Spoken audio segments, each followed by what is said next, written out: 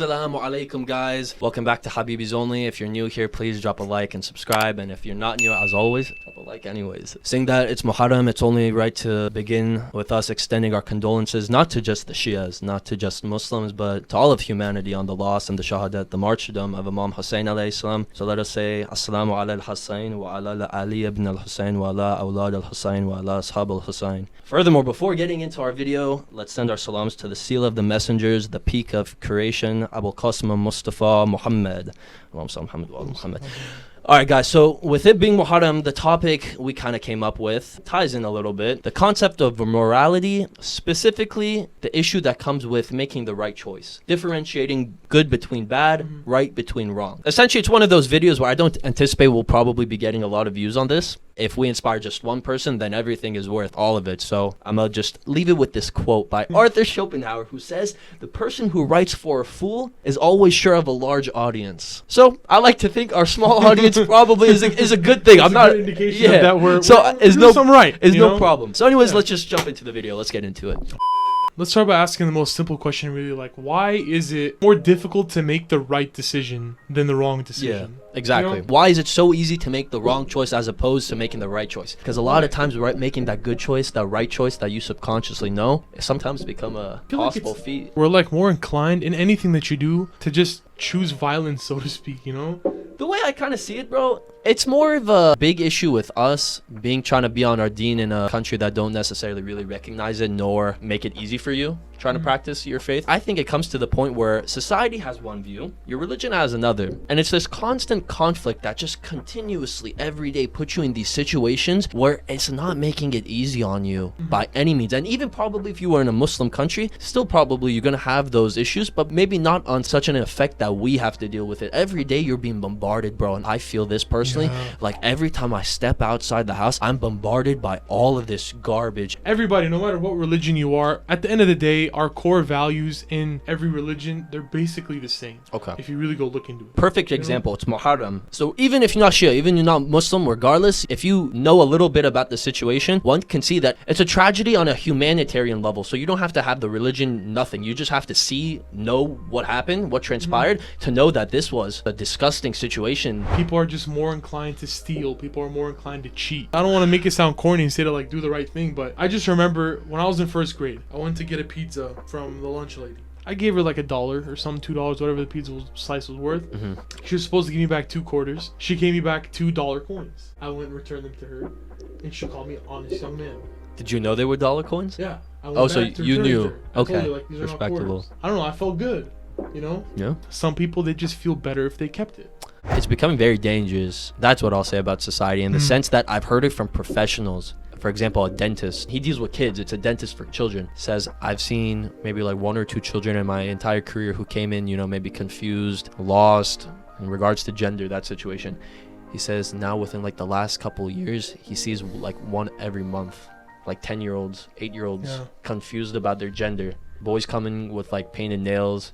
You're not old enough to ride a bike alone or something like that, but you're old enough to decide or know anything about masculinity, femininity, to the point where you can transition. They're not coming up with these ideas on their own. It's being fed to them somewhere, that through the media, because even like I watch these little kid shows sometimes. Not that I watch them, but I see the clips, right? They're talking about some crazy stuff that they should not be talking about. Like what happened to like a cartoon? Like now we're talking about like Jamie is like, has 2 dads. Jamie is now James. What? Like, what are we doing? Not to say that even our cartoons, there was always like maybe some subliminal stuff like that. Some sort of cartoons were dirty jokes. Yeah, it was never like some sort of propaganda of some sort of like social issue going on. There are certain things that are socially acceptable. Everybody knows that it's bad to steal. Everybody knows that it's bad to lie. Yeah. Everybody knows that when you walk outside, you should be well dressed, man or woman. Okay. Like if you're a dude, you shouldn't walk outside in tank top and short shorts.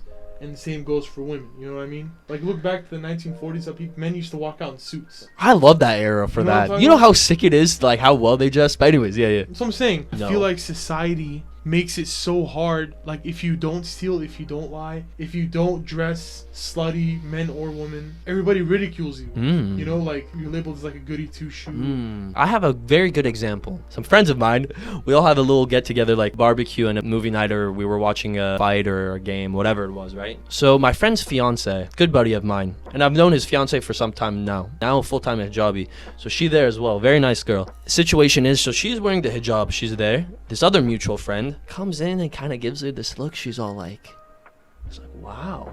Or like, she says her name and she's like, wow, look at you, or something like that. But like, not with a good connotation. So it's like, that's not cool. Yeah. You know, it don't make it easy, dog. Like, someone making the steps to do good, but then like, Bro, it comes back to the point that like misery loves company. That's really the reason why it is. Some people just don't have it in them to get up to that next level, no matter what it is. So they try to bring people down to theirs. If you don't have it in you to like quit stealing or succeed or do well, whatever, you want to bring people down to you so you feel better about yourself. Okay.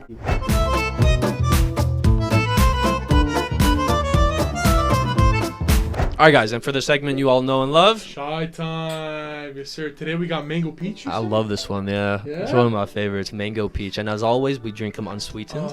So, Momo, today's chai time. I had an idea. I'm excited. You know what's one of my favorite forms of communication? That and nonverbal. I'm not one for talking too much. I've gotten better at it. I used to be very antisocial growing up. But something that I very much enjoy is that of nonverbal communication. And that being specifically with your eyes. The way you can kind of communicate with your eyes, I think it's amazing. Who's looking at you like that, I don't know, but it's interesting. Who's nonverbally communicating with you? I say a lot, bro. So when you're able to communicate with someone and you got that level of chemistry with the eye contact, all you need, bas khalas, I'm gonna put a ring on that finger, bro. She said, I'm gonna put a ring on it, bro. I'm gonna put a ring on that, bro. If I can catch the flame in the eyes, bro. What is that? Explain it to the good people out there. You may not like these examples, but it's gonna be of Tommy Shelby of the Peaky Blinders, bro. This fool with his nonverbal communication. This guy is so saucy, bro. Look at this guy, bro. Like, you're in love with this man, dude. This guy has so much sauce. Like, I got one more. The Thomas Shelby stare, yes. And it don't even gotta be in a sense where you're like flirtatious. It's just the way you can talk without having to talk. Look.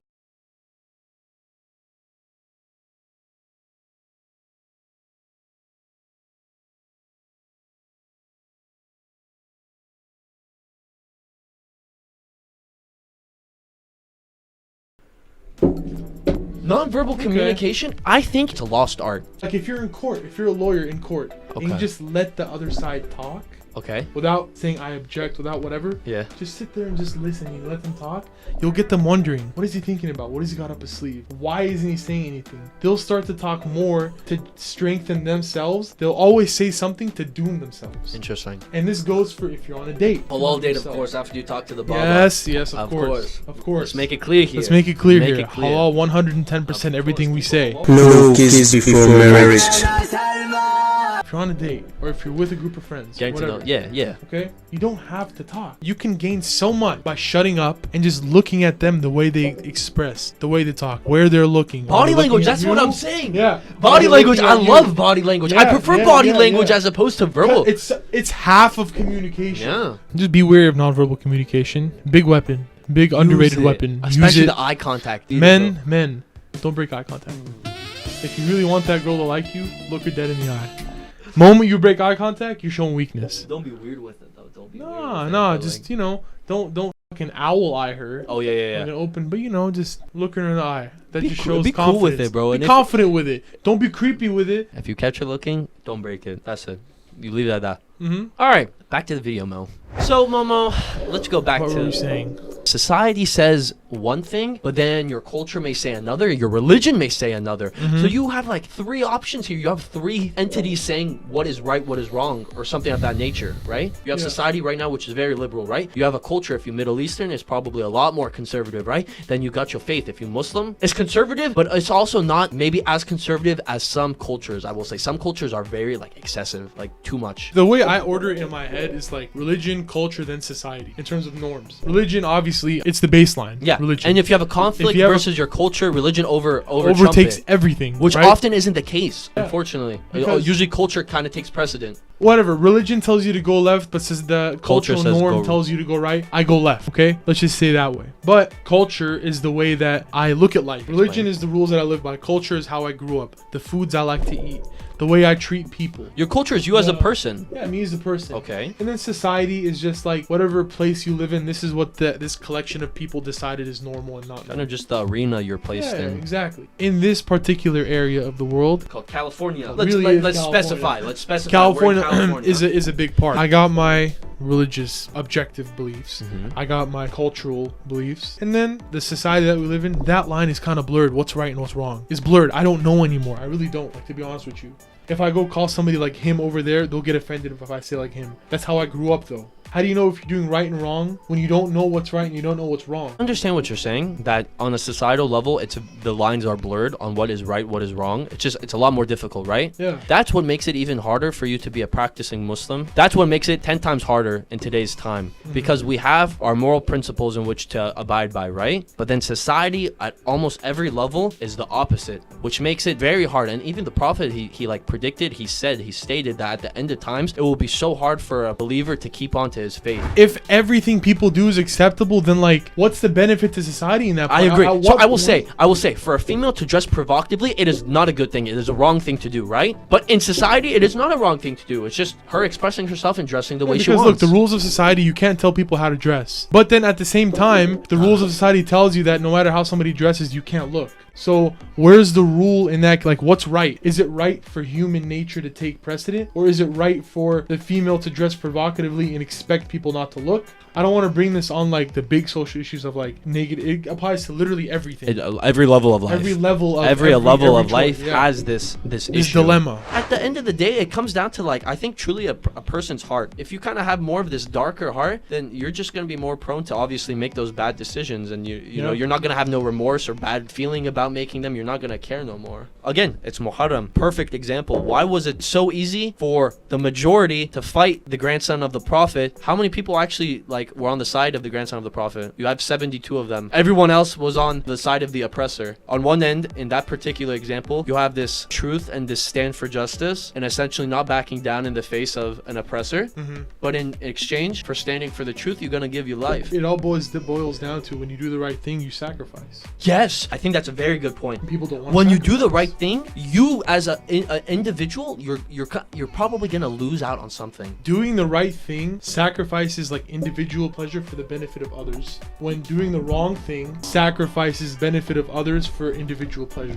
Society will ultimately benefit when change comes to the level of the individual. So when the individual starts sacrificing, then that's when the greater good of society is then improved. I think that's the answer to our question here that we're trying to answer in this video. Why is it easier to do bad than it is to do good? Because when you do Because good, it's you gotta more- sacrifice something. You lose out on You something, lose out bro. on something. It's easier and pleasurable for yourself to do wrong because it's more convenient and you'll probably benefit from it. Yeah. But society won't, and that's what you sacrifice. And you won't in the long run. And in the long run, you won't because you're part of that society. No, even beyond that, it'll affect your like Your like, morality, it'll yeah, affect your yeah, heart, it'll affect your perception yeah, of everything. The final note will tie back in with Muharram and Imam Hussein alayhi salam. Hit it. We have one side who took a stand because they were promised wealth and riches and power. And then we have another side who took their stance because they were fighting for a greater good, knowing that they were going to lose in a gruesome way. And at the end of the day, who really won?